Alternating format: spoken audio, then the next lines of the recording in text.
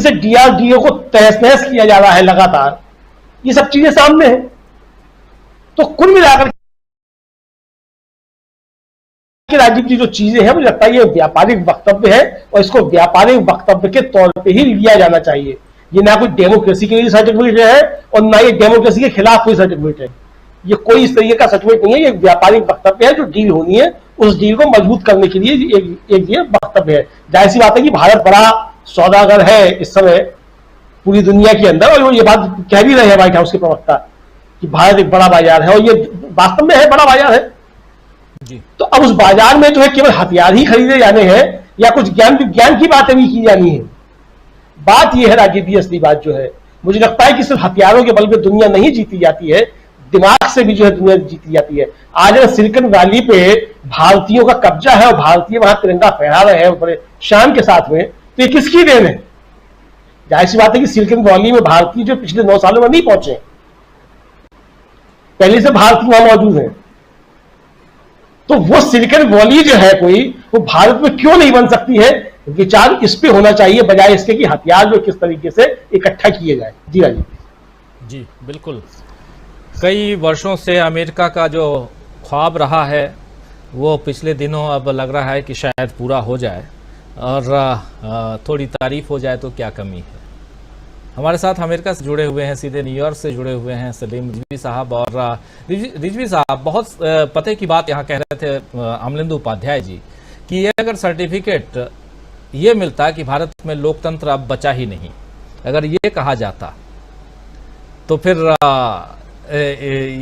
इसको सर्टिफिकेट के रूप में नहीं माना जाता। इसका उदाहरण है, एग्जाम्पल है, चाहे रिलीजियस फ्रीडम रिपोर्ट जो है वो देखिए, प्रेस फ्रीडम रिपोर्ट देख लीजिए, हंगर इंडेक्स देख लीजिए, तमाम चीज़ों में भारत का साख, भारत जिस प्रकार से, जिस ढंग से गिरा है, और इसको लेकर के हिंदुस्तान में हमेशा बात यही रहती है और तुरंत विदेश मंत्रालय से बात आ जाती है। उनके प्रवक्ता साहब जो हैं वो कह देते हैं कि ये फर्जी है, और इस पर अब धीरे धीरे एक ये भी सुनने में आ रहा है कि इसको बिल्कुल ही नकार देते हैं, और अब कैसे ऑफिशियली नकारा जाए उसके लिए भी कोई नियम आने वाला है। ऐसा पिछले दिनों सुनने में आया था कि ऐसी रिपोर्ट्स आती हैं। तो देखिए, जब ऐसी रिपोर्ट्स हैं तो इसको आप नकारते हैं, लेकिन जब अब बात आती है भारत में वाइब्रेंट लोकतंत्र कह करके और ये बताने की कोशिश की नहीं जी राहुल गांधी, और टारगेट राहुल गांधी पे, कि राहुल गांधी तो कहते थे जाकर के इंग्लैंड से लेकर के अमेरिका तक एक ही बात कह रहे हैं कि यहाँ तो लोकतंत्र खतरे में है, देश का अपमान कर रहे हैं, और देखो अब तो अमेरिका भी कह रहा है। यानी अमेरिका से प्रधानमंत्री नरेंद्र मोदी, उनकी सरकार को यह सर्टिफिकेट नहीं दिया जा रहा है। ये एक ढाल की तरह राहुल गांधी जो बात कह रहे हैं उससे बचाव का एक उपाय खोज के निकाला जा रहा है। इस रूप से माना जाए कि राहुल गांधी ने जो बात कही है और चीख चीख के हर मंच से अभी अमेरिका में जो बात कही है, ये बात डरा रही है बीजेपी को, तो उसके एक ढाल के रूप में वाइब्रेंट लोकतंत्र, वाइब्रेंट डेमोक्रेसी इन इंडिया, और अगर आपको पता नहीं तो आप दिल्ली जाकर देख लें, इंडिया विजिट करके देख लें, जो कहा ये ढाल के रूप में इसका उपयोग कर रही है बीजेपी, ऐसा माना जाए। जी राजीव जी, सही कह रहे हैं आप। ये अगर पिछले स्टेटमेंट्स आप देखें, और जैसे foreign ministry of external affairs वहां पे रिएक्ट करते हैं स्पोक्स पर्सन, कोई भी बयान आता है इससे पहले, चाहे आप US commission on international religious freedom की रिपोर्ट्स देख लें, पिछले कई सालों से उन्होंने ये साफ तौर पे कहा, बड़े डिटेल में वो मेंशन करते हैं कि भाई ये हो रहा है, और इसके पीछे ये एक जहन बना होता है कि भाई इंडिया एक वाइब्रेंट डेमोक्रेसी है। लेकिन ये जो करंट हुकूमत वहां पर मौजूदा है, जो भी वक्त हो, पिछले कई सालों में उन्होंने हर साल ये कहा है कि भाई ये पॉलिसीज जो हैं ये इस तरह से डेमोक्रेटिक इंस्टीट्यूशंस को कमजोर कर रही हैं, इस तरह से ह्यूमन राइट्स वायलेशंस हो रही हैं, और जो प्रेस की आजादी है उस पर वो लगाया जा रहा है, प्रहार हो रहा है। तो ये सारी चीजें कहते रहे हैं, और उस पर यह भी कहा कि भाई अब कंट्री ऑफ पर्टिकुलर कंसर्न, ये बहुत बड़ी बात होती है। उन्होंने रेकमेंड किया था कि भाई एक कंट्री ऑफ पर्टिकुलर कंसर्न जो है उस पर डेजिग्नेशन कर दें इंडिया का। तो ये इंडिया की बात नहीं होती है, ये होता है कि भाई पॉलिसीज इस वक्त जो मौजूदा हुकूमत है, पिछले कई वर्षों से जब रिपोर्ट आई है, स्टेट डिपार्टमेंट हो या रिलीजियस फ्रीडम कमीशन हो, तो वो पॉलिसीज पे बात होती है। तो यहाँ पे जाहिर है कि वो उस तरह से कह दिया जाता है कि नहीं, इनको इंडिया की समझ नहीं है, जिन लोगों ने रिपोर्ट बनाई है उनको कुछ पता नहीं है और इंडिया को नहीं जानते और ये एक प्रोपेगेंडा है इंडिया के खिलाफ।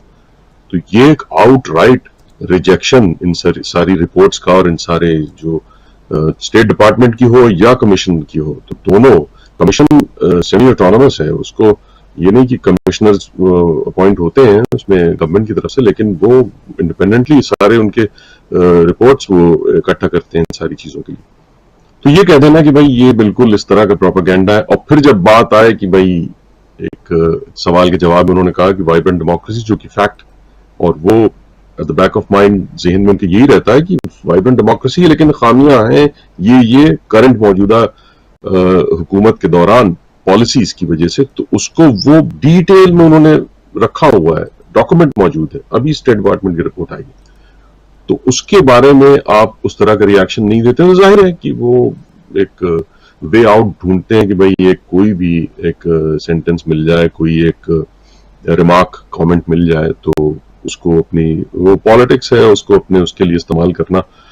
लेकिन हकीकत यही है कि वो एनपीआर की कॉरेस्पॉन्डेंट अस्मा खालिद वो व्हाइट हाउस कवर करती हैं और उन्होंने ये सवाल पूछा, और ये जरूरी नहीं कि वो राहुल गांधी के कहने पर ही, क्योंकि यही सब चीजें वो उठाते रहे अपने सारे मीटिंग्स में और जो भी इंटरेक्शन रहे, लेकिन ये प्रेस नोट करती रही है कई सालों से। आप देखें तो काफी छपता रहा है, और इस तरह ऑफिशियली रिपोर्ट्स आई हो, स्टेट डिपार्टमेंट की रिपोर्ट डिटेल में पढ़ने से ताल्लुक रखती है। आप अगर देखें उसको कि कैसा उन्होंने एक एक चीज मेंशन की है, और उससे पहले कमीशन की जो इंटरनेशनल रिलीजियस फ्रीडम की, वो भी यही चीजें कहती रही। तो ये सब में एक सवाल पूछना बिल्कुल सही था और वो बनता था, और उसको इस तरह कह देना कि भाई ये लोग को पता नहीं है और इन लोग को तो बस एक एंटी इंडिया कुछ चाहिए, तो ये बात नहीं है। यहाँ पे प्रेस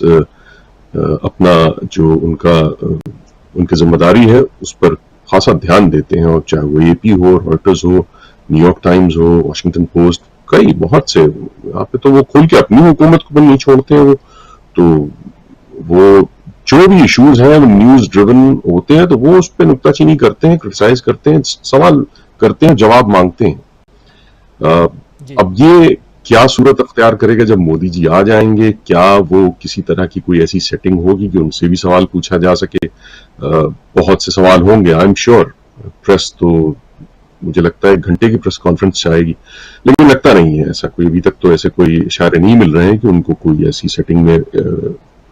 कोई सामने रखा जाएगा कि उनके सामने प्रेस हो, यहाँ की वाइब्रेंट प्रेस, यहाँ की जो एक वाइब्रेंट डेमोक्रेसी अमेरिका की है, तो वो सवाल आप पूछे तो ऐसा लगता नहीं है कि हो। जी जी बिल्कुल। आसमा खालिद जो हैं वो पत्रकार हैं, एनपीआर की पत्रकार, अमेरिका बेस्ड हैं, और हिंदुस्तान में उनका परिचय ऐसे दिया जा रहा है कि पाकिस्तानी मूल की पत्रकार ने पूछा, तो और वो पाकिस्तानी मूल की पत्रकार की इतनी हिम्मत देखिए कि भारत में लोकतंत्र का सवाल कर रही हैं। प्रशांत टंडन जी, चलिए, खिचड़ी पकाना बहुत कई बार तकलीफदायक भी होता है, क्योंकि बिरबल की खिचड़ी की कहानी हम लोग बहुत सुन चुके हैं, और होता ये है कि लोग लग जाते हैं पकाने में। आसमा खालिद का नाम लिया अभी हमारे साथी सलीम रिजवी साहब, इसलिए, और कई लोगों को लग रहा होगा कि हम लोग चर्चा में, जो अपडेट नहीं होंगे उनके लिए बता दूं कि व्हाइट हाउस में पत्रकार वार्ता, और उसमें जब सवाल पूछा गया कि जब मोदी जी आ रहे हैं और ह्यूमन राइट्स वायलेशन की बातें बहुत होती हैं, तो क्या इस पर भी कुछ चर्चा होगी, और कि इस यात्रा को किस रूप में देखा जाए, ह्यूमन राइट्स को लेकर के भी बातें, और अभी हम लोग रख ही रहे हैं, प्रेस फ्रीडम की बात हो, चाहे हंगर इंडेक्स की बात हो, चाहे रिलीजियस फ्रीडम की बात हो, ह्यूमन राइट्स की बात हो, पे राहुल गांधी भी अमेरिका में चर्चा करते आए हैं। तो इस सवाल के जवाब जो अमेरिका व्हाइट हाउस ने दिया, जॉन किर्बी ने जो जवाब दिया, उस जवाब को भारत में राहुल गांधी को अमेरिका ने जवाब दे दिया है, इस हिसाब से प्रचारित किया जा रहा है। जो साथी बाद में जुड़े हैं उनके लिए उस बाइट को नहीं सुनाना चाहता हूं, क्योंकि कई बार कंटेंट और उसमें भी कॉपीराइट का मामला आ जाता है, नहीं तो वो भी है, वो भी सुना देता, लेकिन कॉपीराइट के कारण नहीं सुनवा पा रहा हूं। अब बात यही, क्या ये सर्टिफिकेट मिल गया है, पहली बात। दूसरी बात, चलिए सर्टिफिकेट पे भी खूब चर्चा कर लिए, पाकिस्तानी मूल की पत्रकार ने इतना बड़ा सवाल हिंदुस्तान के बारे में कैसे पूछ लिया, ये भी बात। तीसरी बात कि राहुल गांधी को जवाब हमने नहीं बल्कि अमेरिका ने दे दिया। ये जो बात है, हिंदुस्तान की सियासत में राहुल गांधी के बढ़